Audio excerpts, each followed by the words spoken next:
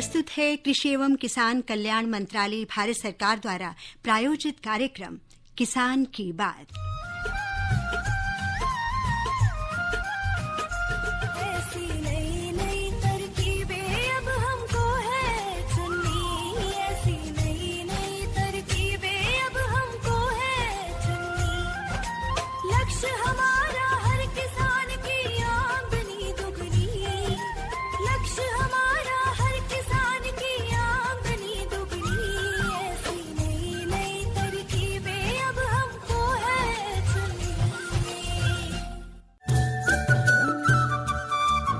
इस कार्यक्रम के प्रायोजक है कृषि एवं किसान कल्याण मंत्रालय भारत सरकार। नमस्कार, स्वागत है आप सभी का, सुस्वागतम आप सभी श्रोता मित्रों का, किसान मित्रों का, गृहस्थों का। आप बागवानी में दिलचस्पी रखते हो, खेती आपकी संस्कृति के अलावा आपके पेशे का हिस्सा हो, आप रोज किसी न किसी जूझ से गुजरते हो, किसानों से जुड़ी, हमारी खेती से जुड़ी किसी खास मिल्कियत से जुड़े किसी चैलेंज से आप रूबरू होते हो, तो ये कार्यक्रम है किसान की बात, जो FM 100.1 मेगाहर्ट्ज पर रोज लगभग होता है रूबरू आपके साथ। और दो चार होते हमारे किसान जो समस्याओं से जूझ रहे हैं कोरोना दौर के दौरान भी, जिन्होंने हमें अन्नदाता की तरह ना तो अन्न की कमी महसूस होने दी और ना ही समृद्धि की। हमें उस गौरवशाली अतीत का संस्मरण भी कराया जिसमें किसानों ने ही देश की अर्थव्यवस्था का झंडा उठाया था, और कहीं आज भी उसी परचम को लहराते हुए हम दिख रहे हैं। फिलहाल किसान की बात कार्यक्रम में एक बार फिर से आप सभी का स्वागत करते हुए मैं रजत शर्मा, मेरे साथ हैं मैं हूँ नीलम मदान, और स्वागत करती हूँ आप सबका कार्यक्रम किसान की बात। बिल्कुल सही बात है, जो परचम गौरव का लहराया था, जो अन्नदाता की पदवी है, वो बड़ी सार्थक है।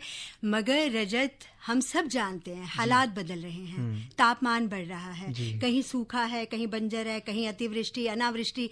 ये किसी फिल्म के दृश्य नहीं लगते, ये सच है जिसका हम सब सामना कर रहे हैं। पूरा विश्व इसके लिए चिंतित है और चिंतनशील भी है कि क्या किया जाए, इन हालातों से कैसे निपटा जाए।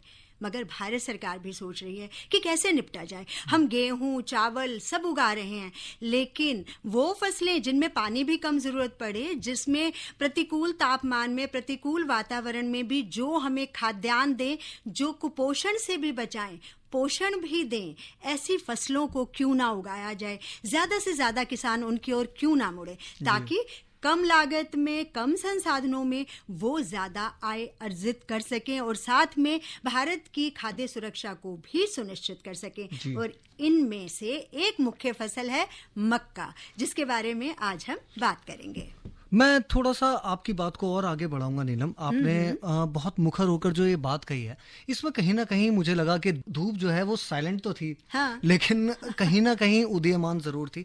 बता रही थी कि मैं इस वक्त मौजूद हूं और जिस तेज के साथ, जिस ओज के साथ, जिस खास जलवा के साथ वो अफरोज हो रही है दिल्ली की सड़कों की, अगर हम बात करें, NCR की हम बात करें, समूचा उत्तर भारत इस वक्त तेज गर्मी की चपेट में है।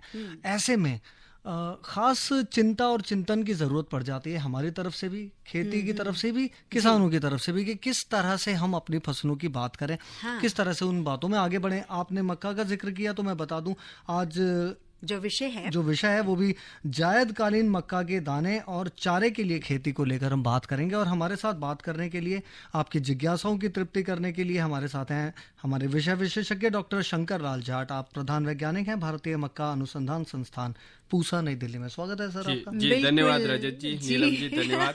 किसान भाइयों, आपका धन्यवाद जो आप हमारे साथ जुड़े हैं।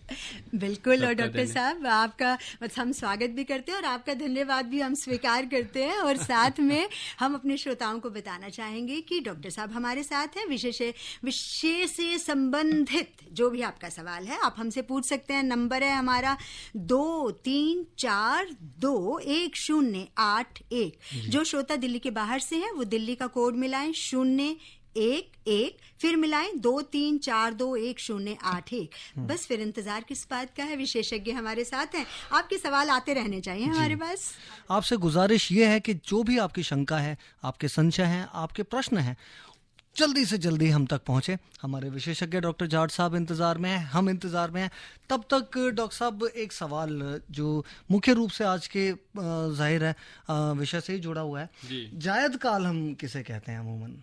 मक्का पर आने से पहले ये होता है जो खरीफ और रबी, जो रबी फसल ले लेते हैं उसके बाद जब खरीफ बोते हैं उसके बीच में जो काल होता है अमूमन सारे लोग उसको जायद कालीन कहते हैं। और अगर सही से बोले तो फरवरी और मार्च में उसकी बुआई हो, ठीक है, और फिर उसकी कटाई मई जून में हो तो उसे जायद कालीन फसलें कहते हैं। उनमें जैसे आपकी मक्का हो गई, उड़द है, मूंग है, और कुछ जगह जैसे असमन और बोरो करके 3 फसलें होती है चावल की पश्चिम बंगाल में, तो बोरो फसल इस समय जायदकालीन चावल की फसल भी होती है। तो बहुत सारी ऐसी फसलें जो इस मौसम में लिए जाती है, तो वो फरवरी और मार्च से जिसकी बुआई शुरू हो, रबी की मौसम की कटाई होने के बाद जी, और फिर उसको आप ग्रीष्म कालीन में उसकी तुड़ाई करें या उसकी हार्वेस्टिंग करें, कटाई करें, तो उसको हम जायदकालीन फसल कहते हैं।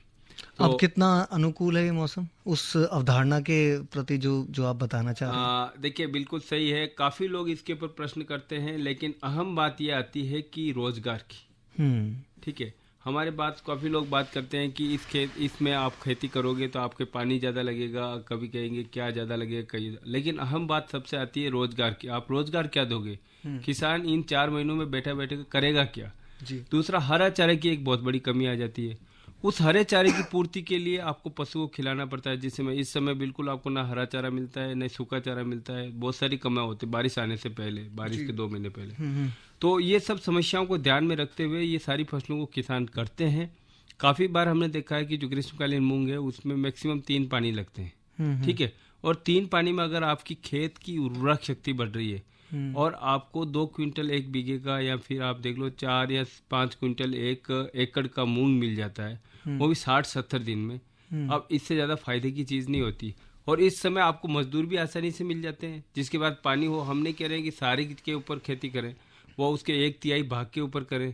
और कभी कभी आपने देखा होगा इस मौसम के अंदर महावट भी होते हैं, तो 2-3 बार चक्रवाती तूफान से जो वेस्टर्न डिस्टर्बेंस होते हैं, पश्चिमी विक्षोभ होते हैं, उन विक्षोभों की वजह से बारिश आ जाती है। तो इस वजह से ये काफी फायदेमंद रहती है। इसके साथ साथ तरबूज, ककड़ी और इसकी खेती भी होती है, जो आपकी नदी के किनारे वाले बाग। जी। तो मेरा कहना है मतलब जहाँ पे इसकी सुटेबिलिटी, काफी दिनों से चावल की खेती होती आ रही है। हम जमुना की खादर की अगर बात करें, पश्चिमी उत्तर प्रदेश या दिल्ली में भी काफी बड़ा हिस्सा है जो इन्हें उगा रहा होता है। बिल्कुल, सारे उगा रहे होते हैं। अभी आप जाएंगे तो सारी जगह वो बेल लगी हुई है, क्योंकि उसके बाद तो बारिश आएगी तो आपका जमुना का पानी आ जाएगा उसके ऊपर। जहाँ पे पानी जमुना हमेशा बहती रहती है 6-7 महीने, उसके ऊपर वो लोग उगाते हैं। तो उसमें क्या है कि नई मिट्टी भी आ जाती है, उसकी उर्वरक शक्ति भी अच्छी रहती है। अच्छा। उनको खाद भी इतना नहीं देना पड़ता है।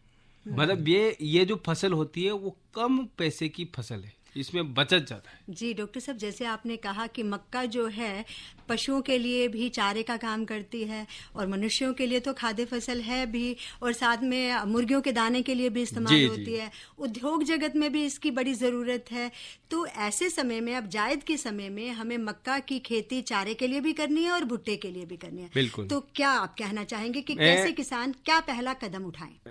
पहला कदम यही है कि किसान अपने रिसोर्सेज के हिसाब से, जैसे हमने उत्तराखंड में स्टडी करके देखा है, उत्तराखंड में जो पन्नगर, उधम सिंह नगर का जो एरिया आता है उसके अंदर जायदकालीन चावल की खेती हो और चावल की उपज अच्छी आती है। 40 क्विंटल प्रति एकड़ की चावल की उपज आती है। फिर हम लोगों ने मक्का का जब वहाँ पे इंटरवेंशन किया कि भाई मक्का आप लगाइए, चावल में पानी लगते हैं 35-40, हमने मक्का लगवाया 8 पानी में वो मक्का हो गया। 7 पानी 8 पानी में हो गया, कभी कभी 6 पानी में भी हो जाता है, ठीक है।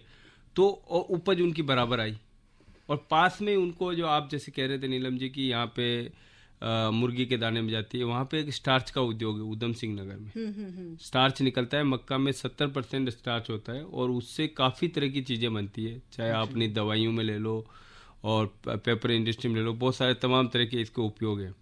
तो वो लोगों ने स्टार्ट किया और अब उनके 8 पानी में, जो आप 10-40 पानी में फसल ले रहे थे, वो 8 पानी में ले रहे हैं। अच्छा, ठीक है। तो मेरे कहने का मतलब ये चीज़ें हमेशा चेंज होती रहती है। और जैसा आपने सही कहा कि ये औद्योगिक फसल है, हम इसलिए किसानों को कहते हैं कि जो औद्योगिक फसल है उसको हमें सरकार की तरफ देखने की जरूरत नहीं है। उद्योग वाले अपने आप ले जाएंगे उसको। आपके यहाँ अपने देश में आज एक भी दाना मक्की का बचता नहीं है, तो दाने के लिए लगा सकते हैं। और जिन किसान भाइयों के यहाँ जैसे चारे के लिए लगानी है, चारे वाली फसल की बुआई कभी भी कर सकते हैं। दाने वाली है जरूर है, हम कहते हैं 15-20 अप्रैल के बाद नहीं करें, और अच्छा सबसे रहता है 20 मार्च तक की बुआई करें। ठीक है, 20 अप्रैल तक वो करें जिनके यहाँ पानी की अच्छी सुविधा है, या चारों तरफ से थोड़ा ठंडा वातावरण रहता है। ठीक है, तो वो हरे भुट्टे के लिए करते हैं। हम देखते हैं कि देखिए उस समय जब जून जुलाई में बारिश होती है, उस समय भी आपको बाजार में हरे भुट्टे मिलेंगे। तो किसान भाई अच्छा मुनाफा कमाते हैं अगर वो उसको हरे भुट्टे के लिए खेती करते हैं। तो दाने के लिए हो गया, हरे भुट्टे के लिए हो गया, और चारे के लिए भी। अब एक चौथा कंसेप्ट आया है साइलेज का। उसमें क्या होता है कि जैसे अपना अचार होता है ना, वैसे ही अचार होता है, और पशु को उसको ही अगर खिलाया जाता है तो हरे चारे की भी पूर्ति करता है और दाने की भी पूर्ति करता है। यानी कि वो प्रसंस्करण हो गया, वो प्रसंस्करण आगे होता के है। लिए रखना, बचा बिल्कुल के रखना। बिल्कुल, आप एक बार बना लेते हैं। पहले क्या था कि हमें बहुत बड़ा खड्डा खोदना पड़ता था, आजकल साइलेज बैग उपलब्ध है, उन बैग के अंदर उसकी कुट्टी करके भर देते हैं, और कोई भी चीज डालने की जरूरत नहीं है। काफी लोग उसमें डलवाते भी हैं। तो जब दूधिया दाने होते हैं उस समय उसको तोड़ के, मतलब कुट्टी वाली मशीन से कुट्टी करके सही से भर देते हैं, हवा निकाल देते हैं उसकी। 45 दिन में वो तैयार हो जाए। अच्छा। और आप उसको 2 साल तक रख सकते हैं। अच्छा। ठीक है, तो आप जब चाहे जब आपके घर में हरा चारा उपलब्ध हो जाए। तो ये उद्योग एक बहुत बड़े पैमाने पे चल के आ रहा है। पंजाब हरियाणा में है, फिर उधर दक्षिण भारत में आपका तेलंगाना में है, इवन मणिपुर में भी चालू कर दिया लोग। जी ठीक है डॉक्टर साहब, खेती में बात करें, व्यवहारिक जीवन में बात करें, अपवाद विरोधाभास हर जगह होता है। जी बिल्कुल। ये प्रश्न जो है वो बहुत साधारण नहीं है अपने आप में, अमूमन नहीं पूछा जाता है, लेकिन मैं आपसे पूछ रहा हूँ कि जब हम तारीखों की बात करते हैं, हम पर्टिकुलर डेट्स की अभी बात कर रहे थे, आपने कहा था कि 20 मार्च के बाद जी, ये, जी। लेकिन इस साल जो हुआ है, अगर हम मार्च की ही संदर्भ में इसको उठाकर देखें तो सर्दियां बहुत जल्दी, मार्च की ही बात अगर करें, होली से लगभग 8 दिन पहले गर्मियों का आना शुरू हो गया था। अब तो खैर पूरे परवान पर हैं। ऐसे में ये 20 मार्च और ये जो डेट स्पेसिफिकेशन है, ये कितना बड़ा अपवाद साबित हो सकता है? कहीं है ऐसा कोई उदाहरण? हाँ बिल्कुल रजत जी, सही है। ये एक सामान्य बात होती है, जैसे सामान्य बात के ऊपर हम करते हैं। जब मौसम की खलबली होना स्टार्ट होती है तो वो चीजें सब किसान भाई अपने हिसाब से ऊपर नीचे करते हैं। जी। तो पता की बात यह है कि मक्का दाने के लिए कब बोनी चाहिए, उसके लिए 2 कारक है। ठीक है, एक कारक इसमें लागू नहीं होता है इस मौसम में। वो होता है कि उस समय जब बुआई करते हैं 10 से 15 डिग्री से नीचे, 15 डिग्री से नीचे तापमान नहीं होना चाहिए, नहीं तो आपका दाना सड़ जाता है। जी। तो आप देखिए जनवरी के अंदर, और 15 जनवरी 20 जनवरी तक ऐसे तापमान रहता है। तो हम किसानों को बताते हैं भाई तुम्हारा बीज सड़ जाएगा, तो क्या मतलब है।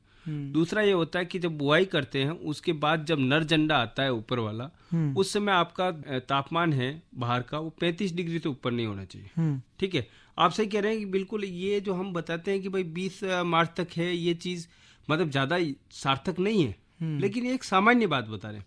ये सार्थक ज्यादा है कि 35 डिग्री से ऊपर आपका जब नर झंडा आता है, लगभग 45 दिन बाद, 40 से 50 दिन के बीच में आता है, उस समय आपका तापमान 35 से ऊपर नहीं होना चाहिए। बाकी इस मक्का की फसल को आप कभी भी बोइए। हमारे देश में एक कहावत है रजत जी, हमारे देश में 365 दिन ही मक्की लगती है और 365 दिन ही मक्की कटती है। अच्छा, ऐसा कहा जाता है? हाँ, कहा जाता है, और ये सार्थक है। हम आपको आज भी आप कहोगे तो आज कहाँ कटी है, वो आपको पता, आप अगर पता करेंगे तो हम बता देंगे भाई हाँ यहाँ कटी होगी। तो 365 डेज सोइंग, 365 डेज हार्वेस्टिंग, ये चीज होती है।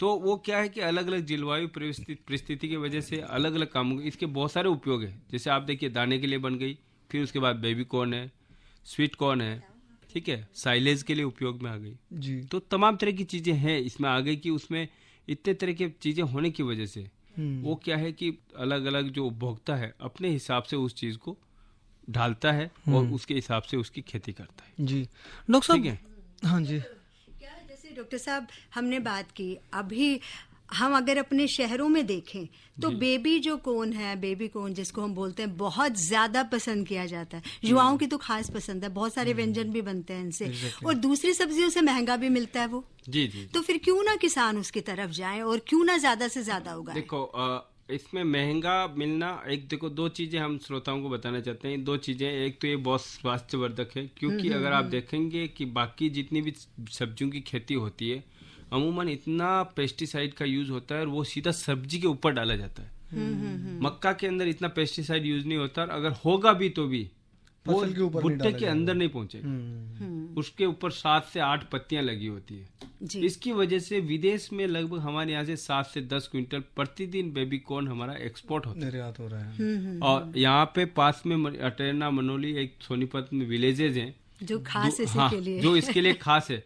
हर दिन वो मतलब 20 एकड़ 15 एकड़ बेबी कॉर्न की लगाते हैं, ठीक है। और पूरे खेत तो गांव और उसके आसपास के गांवों के कायाकल्प हो गए। यहाँ पे नहीं है। एक बेबी कॉर्न का हब और हमारे यहाँ पुणे के पास में है। एक बेबी कॉर्न का हब कुलगाची नादिया वेस्ट बंगाल के अंदर भी है। जी। तो ये डेवलप हो रहे हैं, बिल्कुल सही कह रहे हैं। और सबसे अच्छी बात यह है कि एक तो पेस्टिसाइड नहीं होता, दूसरा इसमें कैल्शियम और फास्फोरस की मात्रा, अगर आप टेबल देखेंगे तो आप मतलब हैरान हो जाएंगे। कैल्शियम फास्फोरस हर बंदे को जरूरत पड़ती है, चाहे वो ग्रो कर रहा है, चाहे बूढ़ा है, चाहे वो जवान है, बिल्कुल उसको कैल्शियम हमेशा चाहिए। वो अपनी हड्डियों को मजबूत बनाता है, बाकी सब कामों से। आप तो जानते हैं कि शहर के अंदर ज्यादा लोग इससे जूझते हैं। जी, जी। तो इन चीजों को ध्यान में रखते हुए वो चीज बेबी कॉर्न को ज्यादा पसंद किया जाता है। लेकिन डॉक्टर साहब, ये जो आप बता रहे हैं, ये जानकारी बहुत आम नहीं है, मैं आपको बताऊं। जी बिल्कुल सही कह रहे हैं। आपने अभी कैल्शियम की अगर बात की, तो कैल्शियम के कुछ और घटकों को माना गया है कि हाँ, ये कैल्शियम के वाहक हैं, चाहे वो दूध हो, नॉन वेजिटेरियन मील्स हो, बिल्कुल। लेकिन मक्के का उदाहरण मैंने अभी तक बेबी कॉर्न का उदाहरण मैं ये तो कह रहा हूँ, मैं इसी माध्यम से, तभी तो मैंने इस बात को, जैसे आपने नीलम जी ने कहा, तो मैं इसकी वजह से मतलब इंटरेस्ट नहीं निकाला, क्योंकि ये काफी बार हाईलाइट नहीं होता। बिल्कुल। बेबी कॉर्न को सब्जी में कंसीडर ही नहीं करते अभी तो लोग, ठीक है। जब टेबल बनेगी उसको बेबी कॉर्न को डालेंगे उसके अंदर, जब कंपेरिजन में, तो वो तो लोगों को ज्यादा पता लगेगा कि इसके अंदर क्या मसाला है। बहुत समय पहले जब था तो हमारे खाने में ये मोटा अनाज अच्छी तरह से शामिल था। जी, ऋतुएं जी। बदलती थी, अनाज भी बदलता था। बिल्कुल। धीरे धीरे हम सब भूल गए, बस गेहूं चावल हम लोग खाने लगे।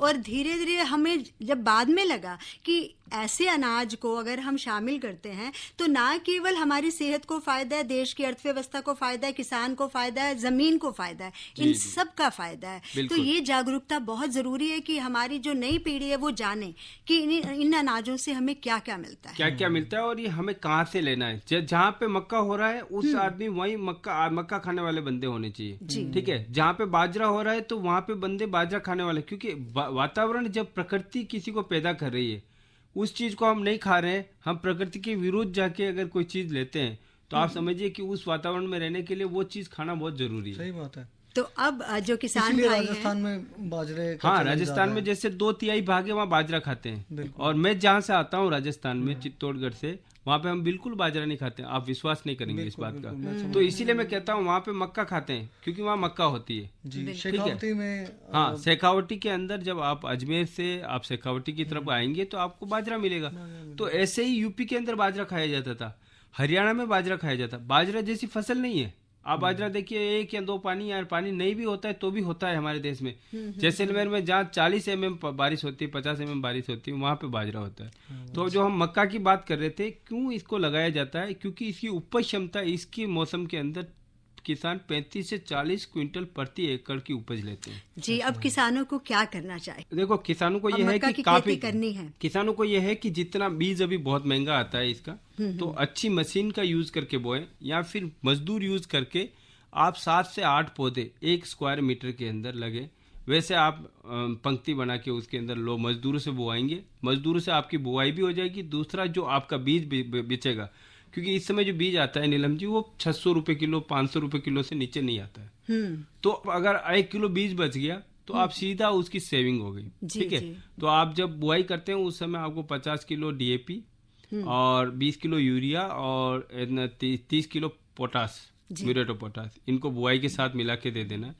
और अगर किसी किसान भाई की फसल बड़ी है और उसमें चारे की समस्या है, तो आप टोपरामेजोन का छिड़काव करें। टोपरामेजोन जो टिंजर के नाम से आता है मार्केट में, और भी एक आध नाम से आता होगा, लेकिन अभी हमारे नॉलेज के हिसाब से टिंजर के नाम से आता है। उसको आप 30 ml प्रति एकड़ के हिसाब से, 30 ml का ही दवाई आती है, उसको आप प्रति एकड़ के हिसाब से डालें, आपकी लगभग सारी घास मर जाएगी। आपको और कोई इन्वेस्टमेंट करने की जरूरत नहीं है। दूसरा यह है कि जब घास जल जाएगी तो वो आपके जमीन के ऊपर एक परत बन जाएगी, वो एक मल्च का काम करेगी, आच्छादन का काम करेगी, पानी भी आपका कम उड़ेगा। मिट्टी को आप जितना डिस्टर्ब करेंगे उतने ही आपको ज्यादा खरपतवार आएंगे। तो ये खरपतवार हो गया। अगर किसी किसान भाई के यहाँ गोब के अंदर कीड़ा आ रहा है, जिसको हम फाल आर्मी वर्म कहते हैं, उसको पास में से जाके देखते हैं, वो गोब के अंदर ही खाता है। और जो नए नए पत्ते आते हैं उनको खाता रहता है। तो वो किसान भाई इमामेक्टिन बेंजोइट है, उसका छिड़काव करें 0.4 ml प्रति लीटर पानी में डाल के, या क्लोरेंट्रानिपोल का छिड़काव करें, वो भी 0.4 ml प्रति लीटर के हिसाब से पानी में मिला के, और केवल पौधे की गोब के ऊपर छिड़के। उसको अगर पत्तियों पे छिड़केगा तो फिर वो कहेगा कि वो कामयाब नहीं हुआ। तो आपको पौधे की गोब के ऊपर छिड़कना है, और ज़्यादा छिड़काव नहीं करें, मैक्सिमम 2 छिड़काव करने चाहिए। 15 या 20 दिन पे एक छिड़काव, एक 35 से 40 दिन पे, उसके बाद नहीं करें, नहीं तो उनके बुट्टू में कभी कभी इन्फेक्शन ज़्यादा आता है। हालांकि ये देखा गया कि हम भी किसानों से हमेशा रूबरू होते रहते हैं, तो इस वर्ष कम आया है। तो 2 साल वो सबसे ज़्यादा आता है, शुरू के 2 साल में अपने देश में एक कीड़ा 2018 में पहली बार आया, तो अब ये धीरे धीरे कम हो गया काफ़ी। डॉक्टर साहब, अब हम ऐसे पड़ाव पर हैं, यहाँ हम बात कर रहे हैं, अपने श्रोता मित्रों को बता दूं कि आज हम मक्का की फसल पर बात कर रहे हैं, और किस तरह से इसकी देखभाल हो, कैसे गर्मियों के मौसम में, सर्दियों के मौसम में, क्योंकि 365 दिनों की फसल है ये, अलग अलग जगह इसके अलग अलग मानक हैं, अलग अलग इसका स्वरूप है। तो बहुत हद तक मुझे लगता है हमारे किसान मित्र जो मक्के के मुरीद हैं, मक्के को एक औसतन आय के स्रोत के तौर पर देखते हैं किसानी के जरिए, आपको काफ़ी लाभोपयोगी जानकारी अभी तक मिली होगी। फिलहाल रुकते हैं नीलम एक छोटे से ब्रेक के साथ, और ब्रेक है हमारा मौसम की तरफ। मौसम का बार बार जिक्र हम कर ही रहे हैं डॉक्टर साहब, क्यों ना मौसम की एक संक्षिप्त जानकारी के लिए रुकें, और डॉक्टर साहब को भी थोड़ी सी राहत मिल जाएगी, क्योंकि गर्मी भी आज बहुत ज़्यादा है, और जिस गर्मा गर्म चर्चा के साथ हम बात करें, मुझे लगता है इसमें ब्रेक की कोई गुंजाइश थी नहीं, लेकिन रुकना है, क्योंकि चलना अगर स्वभाव है तो रुकना भी एक चलन है, और इस चलन को निभाते हुए चलते हैं मौसम की जानकारी के लिए। आए हैं लेकर मौसम अनुमान, सुन लो भैया देकर ध्यान। अगले 24 घंटों के दौरान सिक्किम, असम, अरुणाचल प्रदेश, केरल के कुछ हिस्सों, कर्नाटक के दक्षिणी तट पर कुछ स्थानों पर हल्की से मध्यम बारिश के साथ 1-2 स्थानों पर भारी बारिश की भी संभावना है। नागालैंड, मेघालय, उप हिमालयी पश्चिम बंगाल, अंडमान निकोबार द्वीप समूह, तमिलनाडु में हल्की से मध्यम बारिश हो सकती है। कर्नाटक, लक्षद्वीप के शेष हिस्सों में छिटपुट हल्की बारिश की संभावना है। पश्चिमी राजस्थान और पूर्वी राजस्थान, दक्षिण हरियाणा और दिल्ली के कुछ स्थानों पर भीषण लू की स्थिति के साथ कई स्थानों पर हीट वेव की स्थिति होने की संभावना है। मध्य प्रदेश, सौराष्ट्र और कच्छ, हिमाचल प्रदेश के कुछ हिस्सों, पंजाब, उत्तर प्रदेश, झारखंड और बिहार के अलग अलग हिस्सों में भी लू की स्थिति बन सकती है। ये थी मौसम की जानकारी। अब क्योंकि रुके हैं तो एक काम और निपटाते चले और काम है बाजारों का भाव। जी जी। क्या फल और सब्जियां रुख लिए हुए हैं और कितनी पहुंच से बाहर हैं, कितनी पहुंच के भीतर हैं हमारे आम श्रोता उपभोक्ता के, जरा नजर डालते हैं। आओ करें अब मंडी की चर्चा, फल सब्जी पर कितना खर्चा। प्याज की हम बात कर रहे थे तो ये है 21 रुपए प्रति किलो, आलू 23 रुपए प्रति किलो, सीताफल 27 रुपए प्रति किलो की दर से आप खरीद सकते हैं, सरसों 16 रुपए। हालांकि सरसों का मौसम नहीं है, लेकिन सरसों भी सदाबहार फसल कही जा सकती है, काफ़ी उपयोग होता है इसका। मशरूम 84 रुपए प्रति किलो, आमी, कच्ची आमी की बात करें तो 56 रुपए प्रति किलो के साथ परवान पर है, और अदरक 44 रुपए प्रति किलो। फलों की बात अगर हम करें श्रोता मित्रों तो सेब 150 रुपए प्रति किलो की दर से उपलब्ध है, केला 27 रुपए प्रति किलो, अमरूद 53 रुपए, लीची 230 रुपए, अंगूर 83 रुपए, संतरा 69 और अंत में पपीता जो कि बहुत ही फायदेमंद फल है 26 रुपए की दर के साथ आप तक पहुंच सकता है। ये थी जानकारी बाजार और फल सब्जियों की। तो कार्यक्रम में आगे बढ़े, एक संदेश भी ले लिया जाए। हर जोखिम से निकल कर फसल आए, सुरक्षित हो जाए, फसल बीमा से हर किसान अब आत्मनिर्भर हो जाए। संकट के समय प्रधानमंत्री फसल बीमा योजना किसानों के लिए वरदान है। अब सूखा पड़े या बाढ़ आ जाए कोई डर नहीं, अब ओले पड़े या कीट पतंगे फसल खा जाए कोई फिक्र नहीं, क्योंकि हमने लिया है प्रधानमंत्री फसल बीमा। बुआई से फसल कटाई तक हर जोखिम का दावा, न्यूनतम न्यूनतम प्रीमियम पर अधिकतम भुगतान का वादा। योजना से हर साल जुड़ रहे हैं 5 करोड़ से ज्यादा किसान। अब आपकी है बारी। नजदीकी कृषि कार्यालय, सहकारी समिति, बैंक शाखा, अधिकृत बीमा कंपनी या जन सेवा केंद्र में स्वेच्छा से करा सकते हैं पंजीकरण। फसल बीमा पोर्टल या फसल बीमा ऐप द्वारा भी कराया जा सकता है पंजीकरण। प्रधानमंत्री फसल बीमा योजना, आपकी फसलों का संपूर्ण सुरक्षा कवच। कृषि एवं किसान कल्याण मंत्रालय, भारत सरकार। स्वागत है एक बार फिर से कार्यक्रम में। हम भी जलवा अफरोज हैं। आपके सवालों का तो हम इंतज़ार कर ही रहे हैं। मैं एक बार फिर से बता दूं कि अभी 5-7 मिनट हैं हमारे पास, तो 23421081 23421081 हमारा टेलीफोन नंबर है। 011-011 जो कि दिल्ली का STD कोड है, लगाना ना भूलें अगर आप दिल्ली से बाहर के श्रोता हैं।